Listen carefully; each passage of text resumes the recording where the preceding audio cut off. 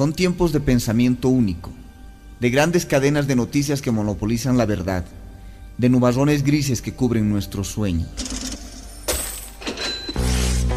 Pero también son tiempos para el encuentro, la esperanza y los rincones para otras miradas y otras voces en Palabra de nuestro corazón.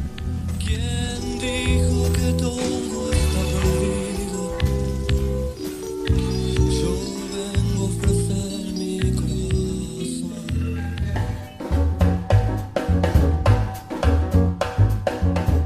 Hola amigos y amigas de la Red de la Diversidad, sean ustedes bienvenidos y bienvenidas a una nueva entrega de estas Palabras del Corazón. Este programa para compartir distintas temáticas, distintas reflexiones, distintos puntos de vista, maneras de comprender la realidad y hacer que circulen para que cada uno de nosotros y cada una de nosotras saque sus propias conclusiones. Porque aquí, como lo decimos siempre, no compartimos verdades únicas, verdades finales. Compartimos apenas unas voces más, entre muchas otras. Bienvenidos y bienvenidas a estas Palabras del Corazón.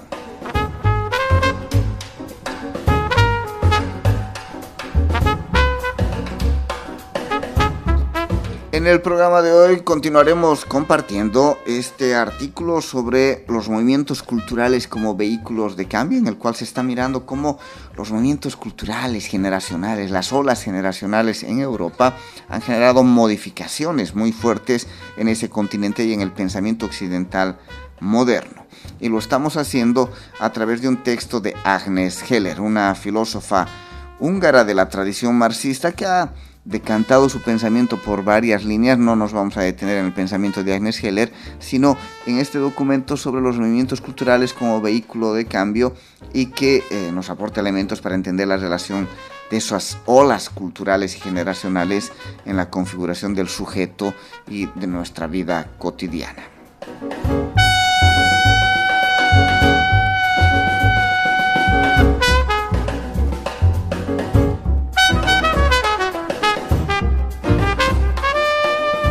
El día de ayer estuvimos mirando cómo hay tres olas generacionales culturales muy fuertes en Europa después de la Segunda Guerra Mundial.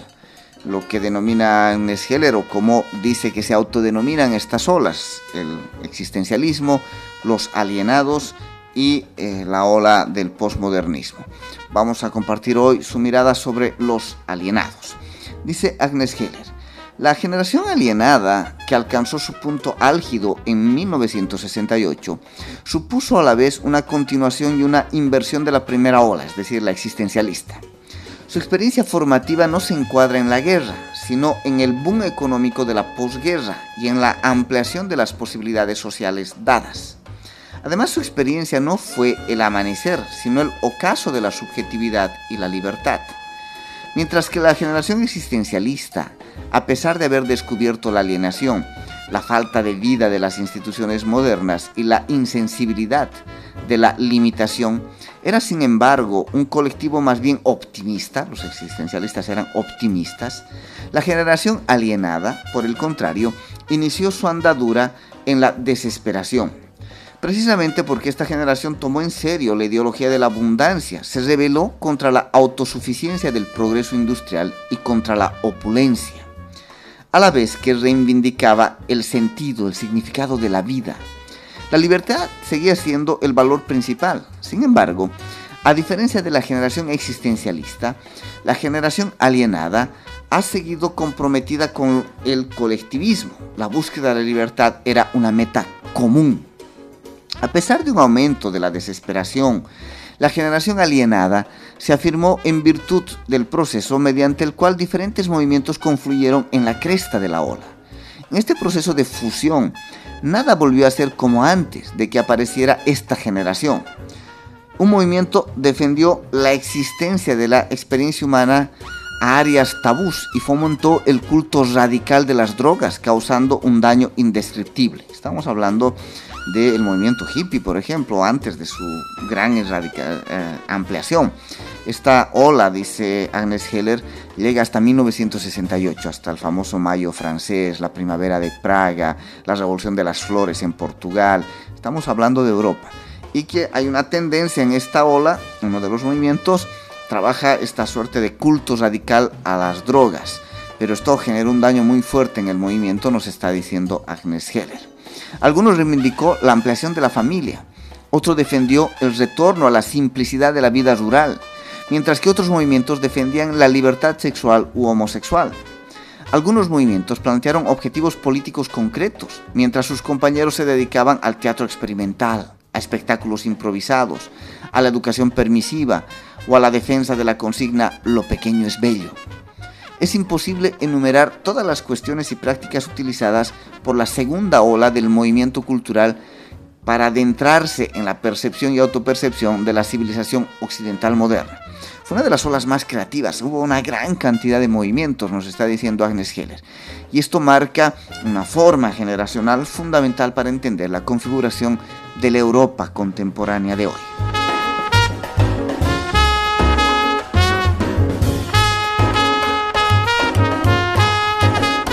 La tercera ola, nos dice Agnes Heller, es la del posmodernismo. En términos de teoría social, nos está explicando Agnes Heller, el posmodernismo nació en 1968. Por decirlo de algún modo, el posmodernismo fue la creación de la generación alienada, pero esta vez se desilusionó con su propia percepción del mundo. Se puede afirmar que la derrota de 1968 de esos movimientos culturales como la Primavera de Praga, el Mayo francés, la Revolución de las Flores en Portugal, fue la razón de este desencanto. Eso sí existió tal derrota, lo que sigue siendo una cuestión abierta. Es decir, Agnes Heller dice, no necesariamente ese movimiento fue derrotado en 1968, pero lo que aconteció en 1968 ha marcado a la generación del posmodernismo. Sin embargo, dice Agnes Heller, también se podría sostener que el posmodernismo ya había aparecido a principios de los movimientos de 1968, especialmente en Francia, y que por lo tanto debería considerarse simplemente como la continuación del movimiento anterior. Sin embargo, independientemente de lo que ocurriera en la escena teórica, los movimientos en sí parecieron desaparecer. El mismo teórico que seguía transmitiendo el mensaje de la generación alienada, por ejemplo, hacía discursos sobre la derrota final de los movimientos sociales. Mientras tanto, ocurrió algo más. Mientras se desvanecían los signos externos de los movimientos, seguía habiendo un movimiento, o más bien, había varios movimientos que eran invisibles, porque eran esencialmente psicológicos e interpersonales. Estos movimientos saturaron las relaciones humanas con su mensaje hasta tal punto que alteraron el tejido social del cual había surgido. El mensaje que lleva consigo el posmodernismo como movimiento cultural, no como ideología, teoría o programa, sino como un movimiento cultural, el posmodernismo, dice, es bastante sencillo. Todo vale. Ese es el mensaje del posmodernismo. No se trata de una consigna de rebelión, y de hecho el posmodernismo no es rebelde.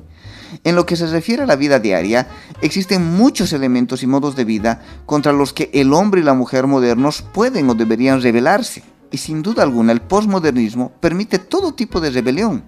Sin embargo, no existe un objetivo único importante que dé pie a una rebelión colectiva e integrada. Ese posmodernismo lleva a gran parte de la individualización en Europa occidental, que lleva a una suerte de soledad. Todo vale, pero en mi vida individual o en mi interrelación pequeña. No hay objetivos grandes de esas generaciones posmodernas. Y sigue diciendo Agnes Heller, el todo vale puede interpretarse de la siguiente forma. Tú puedes rebelarte contra lo que te apetezca, pero déjame a mí rebelarme contra algo en particular, contra lo que quiero rebelarme. Y también está la alternativa, permíteme que no me rebele contra nada porque me siento totalmente a gusto. Todo vale en el posmodernismo, que lleva una suerte de disolución de las formas colectivas de vida en la Europa occidental en este caso.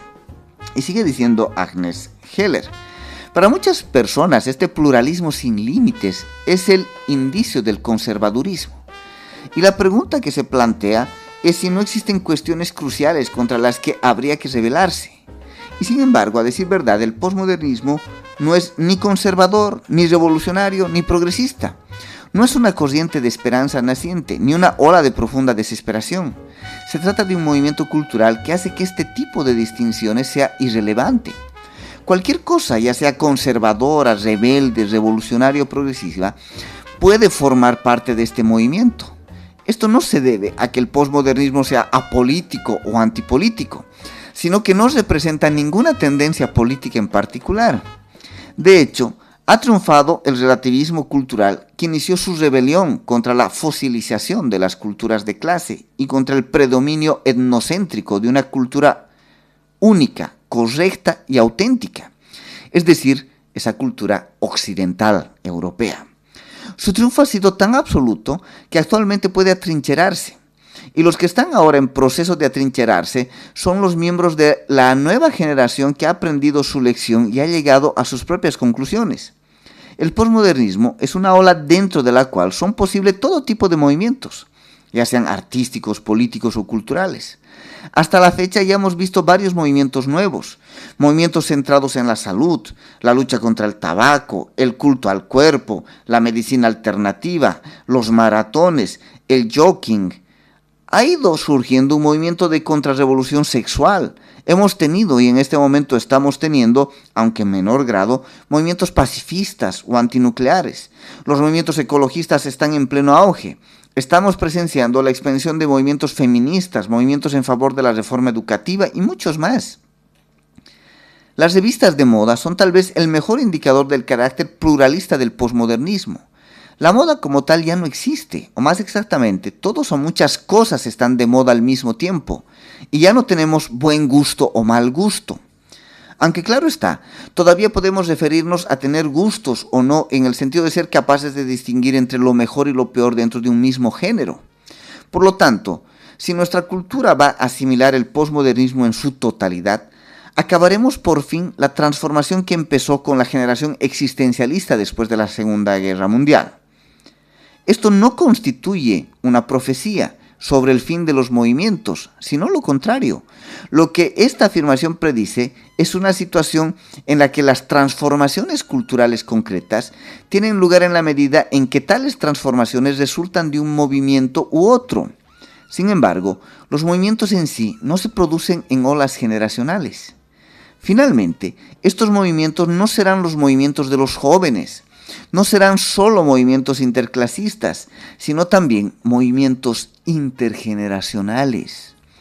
Como introducción a la corta historia de las tres generaciones que han creado nuestras actuales instituciones imaginarias de significado culturales, he señalado, dice Agnes Heller, dos evoluciones decisivas. Cada ola prosigue la pluralización del universo cultural en la era moderna, a la vez que destruye a las culturas de clase. Está hablando, recordemos, de Europa, Agnes Heller, y de la conformación del posmodernismo, el ambiente posmoderno en Europa. También he añadido, dice, que cada ola ha dado un estímulo nuevo al cambio estructural en las relaciones intergeneracionales. Entraré ahora, en detalle en estas cuestiones fundamentales. Plantearé simultáneamente lo que las tres olas de movimientos culturales han conseguido hasta ahora y lo que puede esperarse que ocurra en el futuro próximo. La transformación es desigual, ya que el presente de un país es el futuro de otro. Ningún factor individual puede explicar todas las diferencias en cuanto a la rapidez y el carácter de la transformación. En lo que se refiere a transformaciones culturales, tradiciones de origen diferentes pueden acelerar o frenar un proceso. Por ejemplo, los modos de vida tradicionales burgueses están más arraigados en Alemania que en Escandinavia. Pero incluso ahí donde las transformaciones son más espectaculares, aún se encuentran lejos de estar completadas. Las culturas de clase todavía son muy evidentes. El sentimiento europeo de superioridad no ha desaparecido y todavía existen formas graves de conflictos generacionales.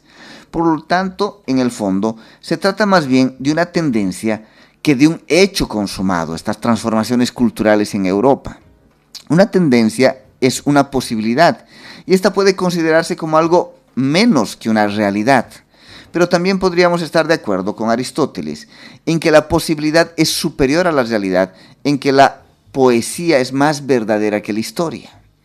La posibilidad de que se menciona aquí implica una pequeña dosis de poesía, pero está basada en la extrapolación de rasgos socioeconómicos contemporáneos que han sido descubiertos, discutidos y corroborados mediante datos empíricos por sociólogos como Turrein, Ophé o Dagendorf. Es decir, nos está planteando una tendencia cultural en la sociedad europea de finales del siglo XX, que dice tiene muchas posibilidades de materializarse. Sobre ese impacto de la ola existencialista, alienada y posmoderna en la construcción cultural en Europa, es lo que vamos a seguir profundizando en el próximo programa. Gracias por acompañarnos. Hasta la próxima.